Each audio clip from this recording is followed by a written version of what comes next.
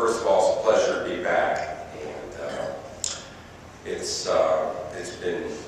been very exciting for myself and my family, and just to be back in my home valley with the people that I grew up with. Until you leave it for a while, like I did for many years, and you come back, you really have a great appreciation for it. So if you haven't left it, maybe you need to leave it for a little bit and come back, and then you'll really appreciate it.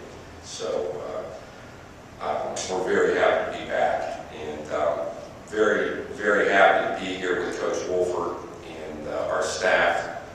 Just very, very good teachers that care about kids, and you know, it's so far, you know, knock on wood, it's been real good. Where's Wolf at?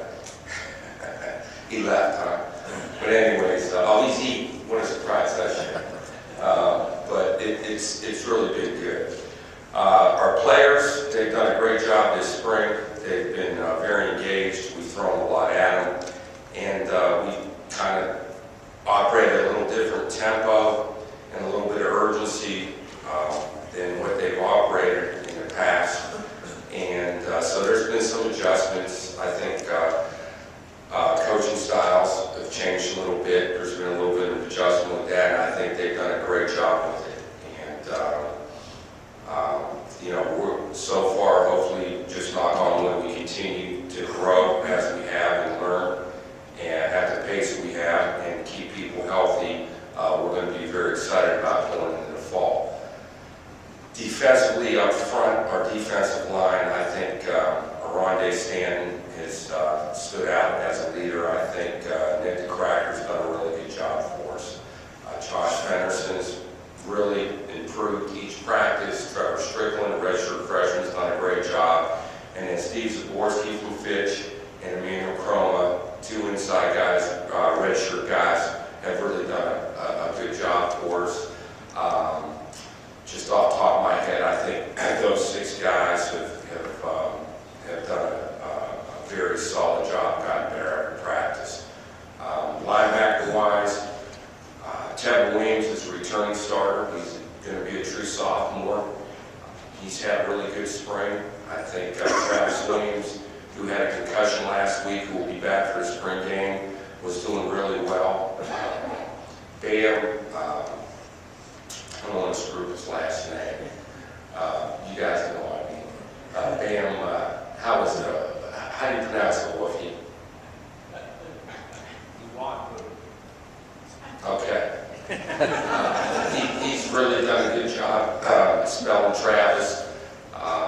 You know, Ali, what is it, Shaib has done a really good job, so that's good pronunciation. And Don Rich, local kid from Canfield, has really stepped up and done a nice job. Terry Johnson, true freshman, who brought in as a gray shirt, has backed up Tevin, has done a super job, and they've been very engaged. And again, we've thrown a lot on their plate, and those guys are the guys that have to make our adjustments a lot of the time. Secondary-wise, we're a little thin. We've had some really good competition at the safety position. Jeremy Edwards and Josh Gardner have both stepped up and gotten better every practice. I think Twin Fernandez, Chris Charles, two young men we brought in this winter, have done a really good job. And Deontay Williams has kind of played between corner and safety both. And Deontay was hurt last year, but he's had a really good spring. Corner-wise, Joyce Childs, who we brought in this winter, has really gotten better. I think Jimmy May and Devontre Davis have done a really good job. Brandon Neal, who again did not play last year, came in this spring, has stepped up and done a really good job.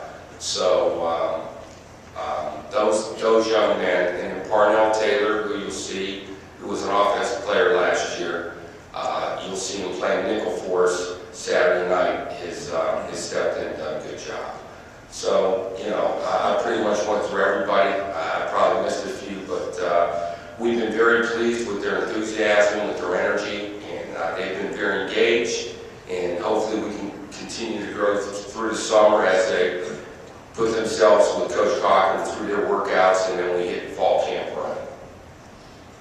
Coach, can you discuss or just touch on the challenges of facing an offense that has so much experience, how it helps your defense, and then the challenges you face that maybe when you're trying to build a system? Well, I don't think there's any question it helps us develop as players because they're really good, and we're going against. We're always good on good, which is what I love. You know, you don't see the 1 versus 2s, 2s versus 1s. So we have the best versus the best, and I think when you're in that situation every day, you can only get better. You know, I think you have to focus on putting in your package, you know, putting on our package, focusing on our players' learning curves, how engaged they are, how fast they're picking it up, how well they can communicate it, how well they can, you know, anticipate, etc. And I think you have to go off our learning curve, not so much what the offense is doing. So yes, they've thrown a lot at us, and but you know, in this day and age in college football, everybody throws a lot at you. You know, times have changed. The scheme's so much bigger now than it probably was 20 years ago. So, but you know, they're really good, and I'm happy that we have those guys on our team. Joe, what percentage of the defense is going to change, you think, from the previous years? Like you know, more blitzing, more whatever. Well, you know, that's a tough to answer. I think once we go through spring and we can evaluate our cut-ups and evaluate our installation, then we can make decisions on what we were good at and maybe what we need to get better at and maybe what we're not real good at, and really take a look at, you know, what our strengths were in the spring, what our weaknesses were, and evaluate whether you can make those weaknesses in the strengths, or you just have to maybe go another direction. In other words, you maybe have guys that have a good feel for pressuring, understand how to pressure, understand how gaps move, understand where to fit on edges, etc. And you may not have guys that are real good at that. So, you know, as you go through the process and evaluate your cuts from the spring, you'll have a better feel for what you think you can, you know, do in the fall.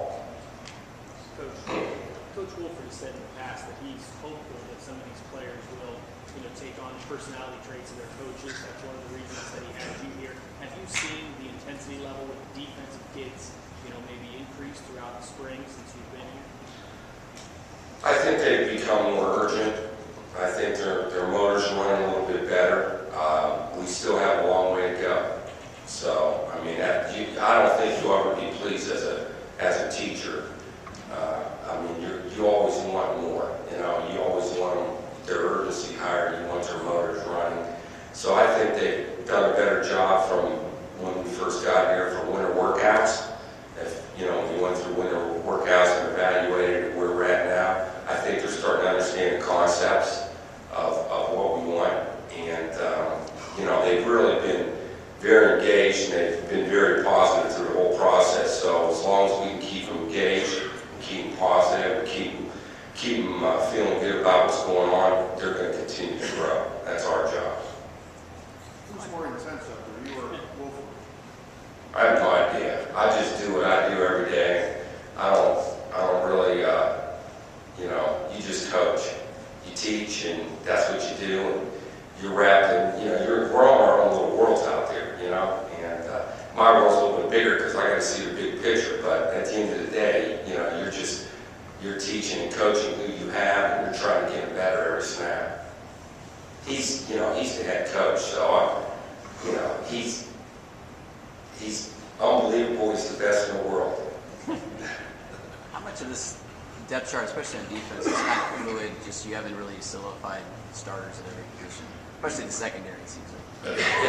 It's a very fluid situation. I really believe this. You need to have 22 guys that can play, at least 22. You've got to be too deep. You know, I say the next man in. We talk about the next man in. You're really not a two.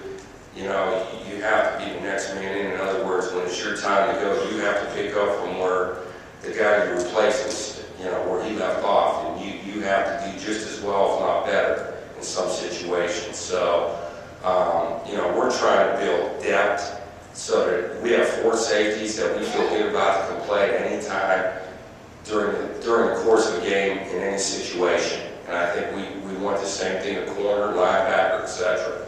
Because the more kids you have that you can play, the faster you can play, and the healthier you stay. Because that's just less wear and tear on their bodies. So I think it's very important that we build depth and get as many that can play in a given game. It's much more important than who's the 1 and who's the 2. So you go against a pretty good offense every day in practice. How do you feel you guys held up so far this spring? We've had our moments. Sometimes we've done a pretty good job, and sometimes, sometimes you sit there and you want to swallow your whistle. But it's kind of been hit and miss. But again, I think they've been together. This is going into their 3rd season with the same offense. We've installed a whole new defense.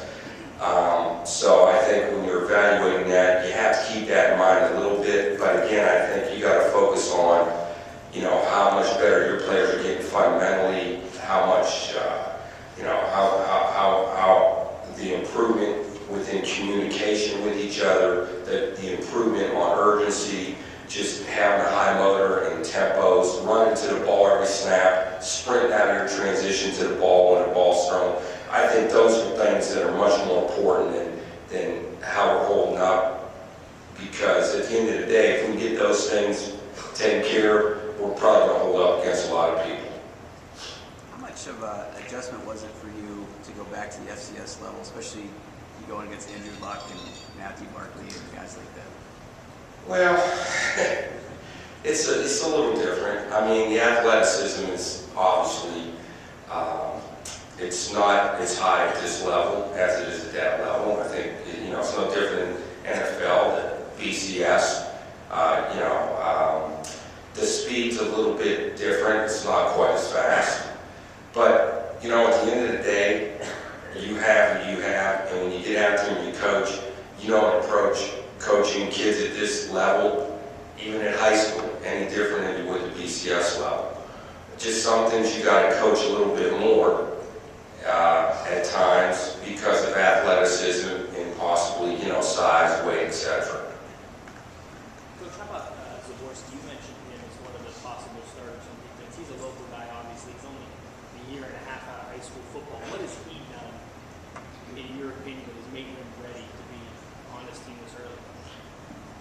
I think Steve, like a lot of young guys, I think, his effort he gives great effort every snap.